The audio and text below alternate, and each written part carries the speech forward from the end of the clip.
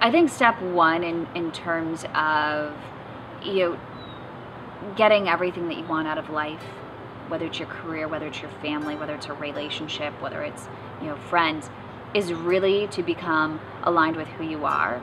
And it's, you know, easier said than done, but we have choices in life. We can choose to worry, we can choose to be scared, we can choose to be stressed, we can choose to be unhappy, or we can choose to be happy. And I think that when you make that conscious choice to be happy, that would be what's going to lead you towards that alignment.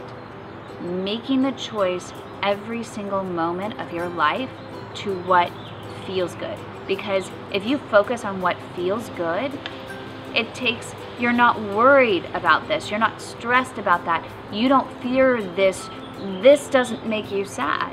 It's really going to attract more of that happiness in your life. You don't need to know who that perfect man is going to be or the perfect woman is going to be. You don't need to know who's going to be your best friend. You don't need to know what the perfect job is for you or where you're going to be 10 years from now. It's fun to think about. It's fun to maybe create an action plan. But if you're like me, I don't know where I'm going to be. I used to create plans and plans and plans and say, I want to be this when I grow up. We're trained when we're younger to say, what do you want to be when you grow up, when you're 4 years old? Well, I want to be a doctor. I want to be a fireman. I want to work at Chipotle.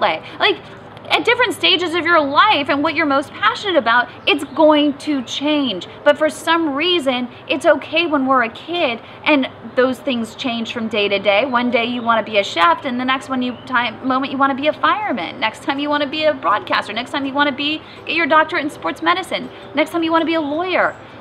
But for some reason, when you get to be in college or later, it becomes not okay to have these different dreams or different goals day to day. But what if a dream today makes you happy, but a dream tomorrow is different and it makes you happy tomorrow? That is okay. Because as long as you focus on what feels right and feels good for you, you're going to feel aligned, and that's going to bring you happiness. Don't look at society and how they define success and saying that if you start at a young age and you want to be a doctor, age 75, you retire as a doctor. That's society's definition of success. No, don't look at that.